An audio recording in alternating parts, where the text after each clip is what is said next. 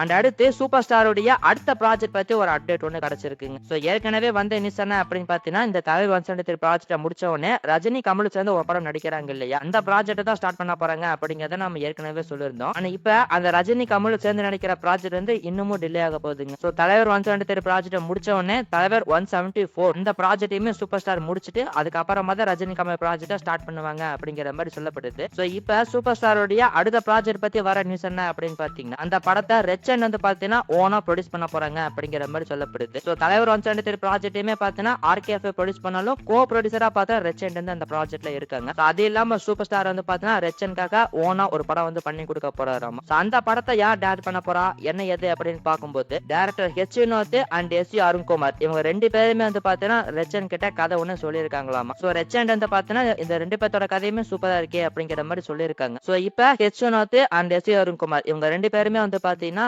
ரஜினி கிட்ட கதை வந்து சொல்ல போறாங்களாமா. ஸோ சூப்பர் ஸ்டார் வந்து கதையை கேட்டு எந்த கதை பிடிச்சிருக்கு அப்படின்னு சொல்றாரோ அந்த ப்ராஜெக்ட்டை ஓகே பண்ணிடுவாங்க அப்படிங்கிற மாதிரி சொல்லப்படுதுங்க. ஸோ இவங்க ரெண்டு பேர்த்துல யார் அந்த படத்தை டைரக்ட் பண்ணா நல்லா இருக்கும் அப்படிங்கிற உங்களோட ஒப்பீனியன் என்ன அப்படிங்கிறத கமெண்ட்ல சொல்லுங்க.